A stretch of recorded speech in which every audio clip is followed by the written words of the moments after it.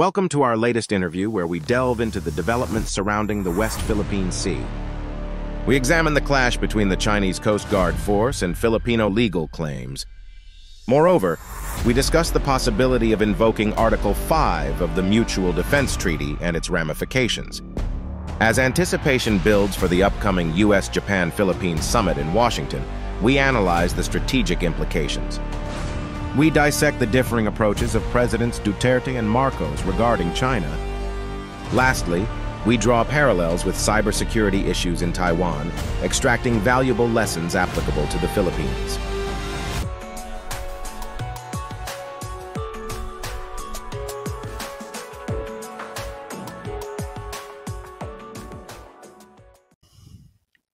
Hi everyone. Today our guest is Professor Sherwin E from the Philippines.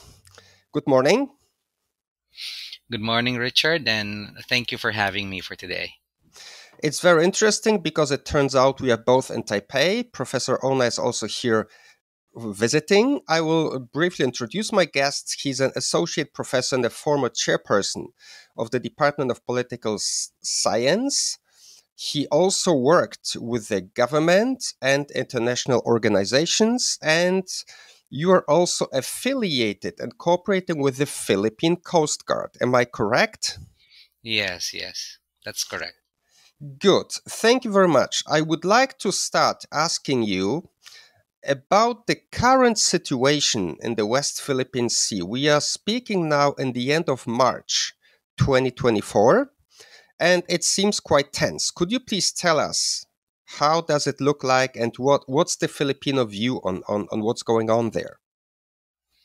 Well, as you probably know, we have experienced a lot of belligerent actions. We have seen a lot of belligerent actions in the West Philippine Sea, especially in the last 6 months or 8 months.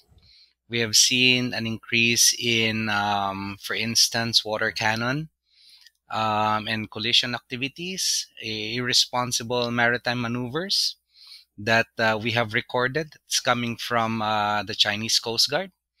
Just recent, you have probably seen the video of our resupply ship, a wooden ship that was a water cannon and was severely damaged, and it resulted to several injuries among its crew.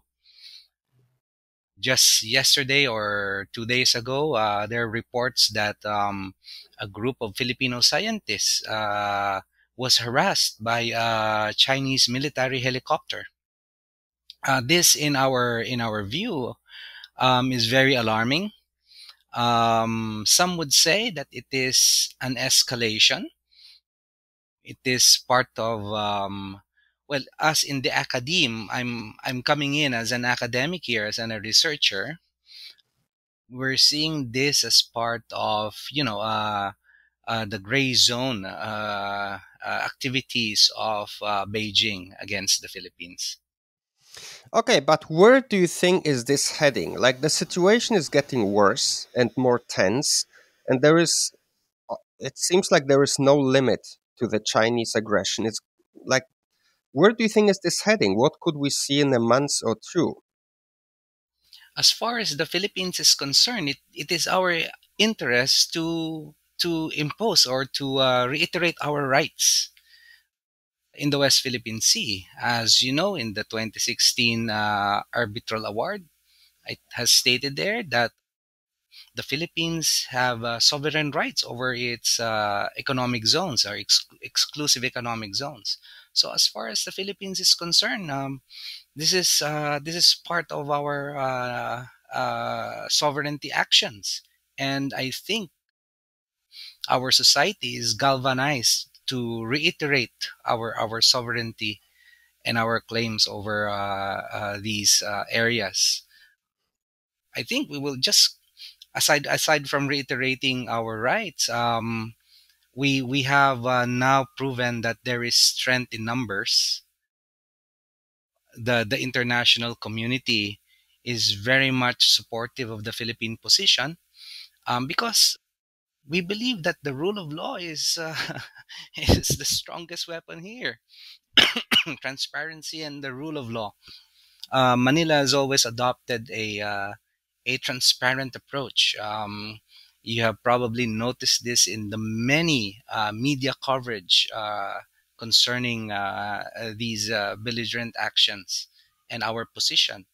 And because of that, we have garnered, an extensive international support.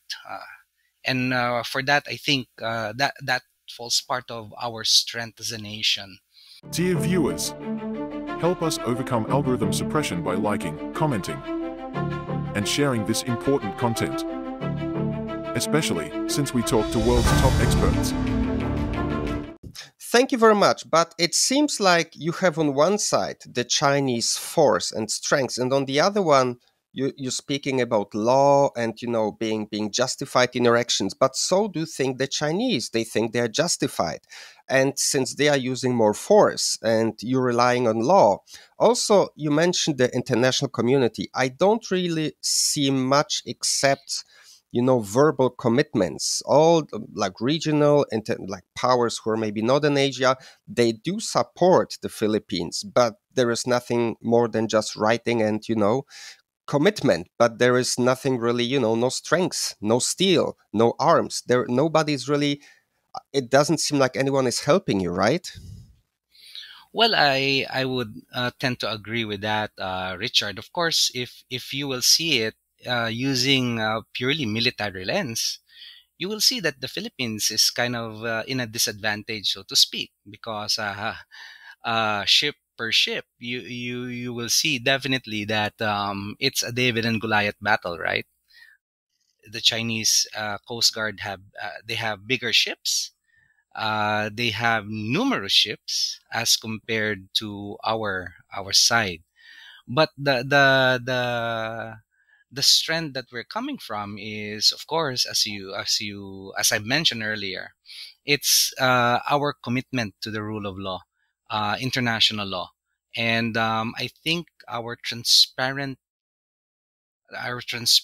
initiative will be more superior than the right is might approach. And we never believe in the might is right approach. Sorry, we still believe that, especially for small nations like the Philippines, we have to adhere to the rule of law. That's very important. Not to say that the military side is not important. As you know, the Philippines has embarked in a very modest modernization program for its armed forces and its coast guard. So we're there. We're trying to sustain our operations in the West Philippine Sea, but of course, this might take time. And for that, we are very grateful for the support of our traditional allies, our new allies in the Asia Pacific, and of course in Europe. Commander Aquilino of the US Pacific Command, he just testified before the Congress and mentioned Yes. possibly invoking the Article 5 of the Mutual Defense Treaty. Do you think it would come so far? And on that note, what can the US do to help your country more? Yeah. Well, if these actions will go, uncontrolled, and the escalation will be too much, probably that will happen.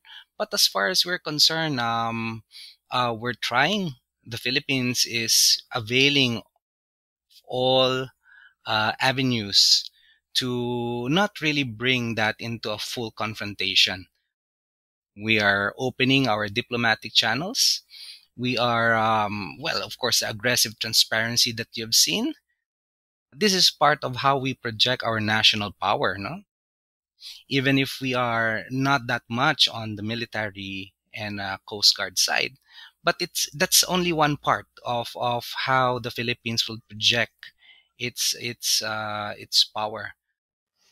Of course, another aspect of this is we're much invested on the territorial and sovereignty issues, right? But there are other aspects to this. The Philippines is now documenting, for instance, some of the marine ecological damages that this virtual occupation of the West Philippine Sea is has resulted into. So it's not as much as purely a sovereignty and territorial issue, but it is also an environmental issue for the Philippines. Okay, let's look a little bit into the future. In around 2 weeks, there will be a U.S. Japan Philippines summit held in April in Washington. What do you expect from that? Like, is this the right direction? Do you think there will be any help for the Philippines? Yeah, I totally, absolutely agree with that. I mean, this is a big move for the Philippines. I guess this is a recognition that countries should band together to counter, for instance, gray zone activities in their territory, especially in the West Philippine Sea. As you know, when we first encountered these types of actions, we are a little bit what do I call this? We lack the proper response to these types of activities.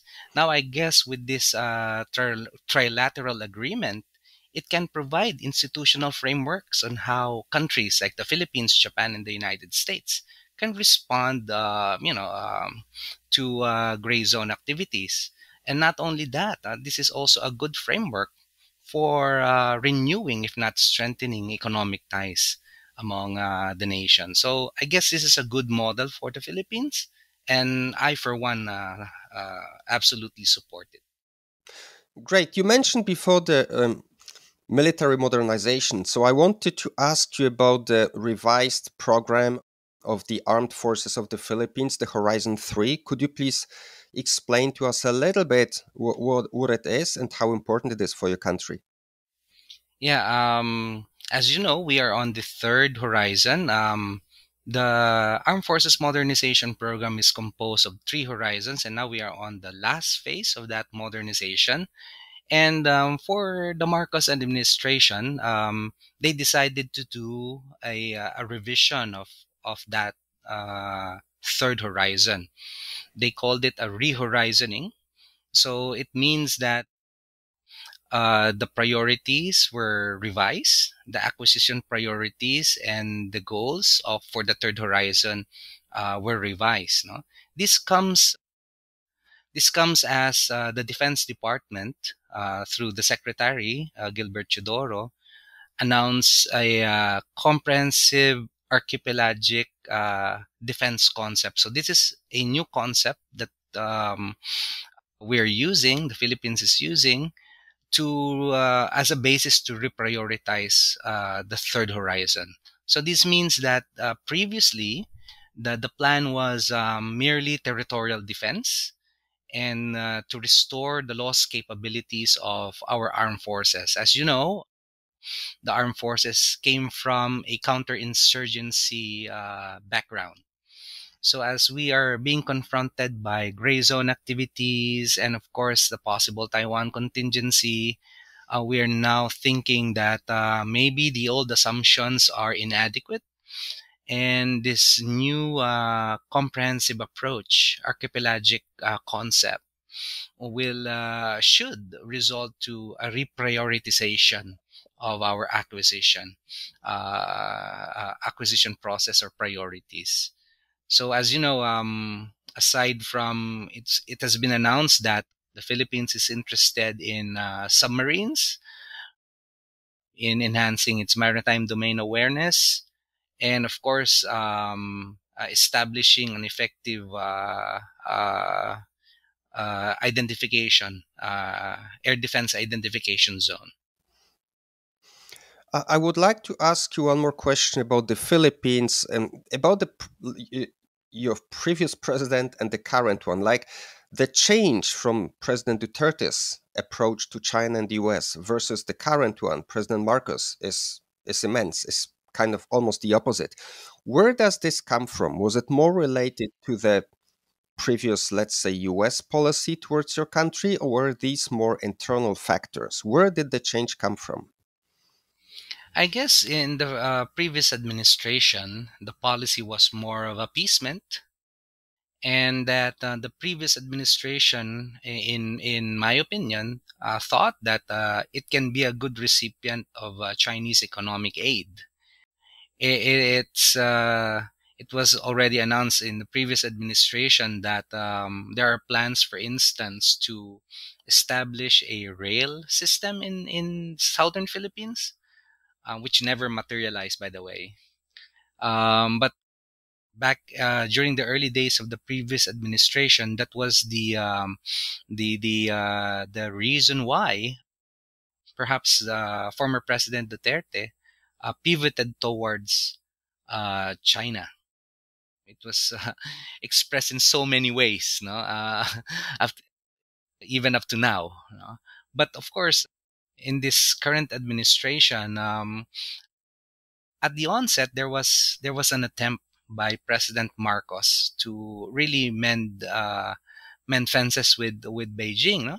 We have seen this in his visit and meeting with President Xi. But unfortunately, after that meeting, we continuously experience a lot of harassment and intrusions in the West Philippine Sea. So I guess the president was left with no choice but to pivot towards the West. And I guess we've seen this in the numerous visits, and of course the now enlarged Balikatan exercises and the expansion of the enhanced defense cooperation agreement, which resulted to a lot of Philippine bases being supported by the U.S. military. I would like to switch now a little bit from the Philippines to Taiwan because you're now visiting Yes, Taiwan, and I know you went to the Doublethink Labs in Taipei. I wanted to that's ask right. you, That's you right. also write a lot, you publish a lot about the cybersecurity. Could you maybe talk a little bit about your experience there and what kind of similar threats in this regard maybe the Philippines and Taiwan might be facing? Richard, my experience here in Taiwan is an eye-opening one. I never imagined that the disinformation campaign against Taiwan is that ferocious, and I never imagined that it would go to such extent. I mean, undermining, for example, the then candidate, Vice President Lai. Uh, I was surprised to see this book about President Tsai, about this about her her past and her fake PhD. Fortunately for us, we have not experienced that kind of ferocity in terms of disinformation. But it is my opinion that we will see it coming in the Philippines. So I've observed similar narratives, similar techniques. The venues being used are the same. The narratives are similar, many of which are saying that the government is weak and it's intended to undermine the trust and confidence of citizens, their governments. So these are the similar themes. Of course, for me, these are all useful insights. And in the Philippines, we have experienced this as well. We have observed this in the West Philippine Sea, that certain think tanks, Mhm. certain pseudo analysts are claiming that the Philippines is the one causing the trouble, and we discovered that these pro Beijing commentators are parroting the same line as what the Ministry of Foreign Affairs of China and some of the state news agencies are saying. So more or less, the Taiwan experience is somewhat resonated in the Philippines in terms of disinformation. But a unique aspect in the Philippines is the cyber, the offensive cyber activities that are happening. Of course, the problem here is attribution. We cannot really say that this is a state initiated activity. We cannot really say that it is from, from the Chinese military or whatever. But our government sources have pointed out that they have traced some of these attacks to the mainland, servers located in the mainland, China. So I think that would give you some idea that this is indeed a part of an offensive cyber campaign against the Philippines to jibe with the disinformation campaign. Liking and subscribing is greatly appreciated, and it helps me keep this channel going. My goal is to spread the opinions and experience of the best people in this industry. So being here in Taipei, you kind of can prepare a little bit, and judging from who you're visiting, who you're talking to, it means that your country has more and more interest and is slowly preparing for even, an expanding front from China, also to the, cyber realm, and maybe attacking your infrastructure. So you're looking kind of into it to be prepared, yes? Absolutely, Richard. And as I've said, this is part, we believe, of a broader gray zone strategy that our country should prepare for. And we're looking at Taiwan and other countries to learn from their experience. Yes, my last question is, what is it you would be researching this year or maybe next 2025? What would you be focusing on, especially after visiting Taiwan? Well, my visit in Taiwan really opened my interest on malign influence operations. So here in Taiwan, it's very obvious, right? I mean, you can see it in social media. You can see it in online from online sources, even in the news, right? There are some news outlets here that are very sympathetic to the pro-Beijing narrative. So I guess my interest will be, aside from the digital side, I mean, I'm now seeing, it will be best for me and for other researchers to look at how malign influence operations are being conducted.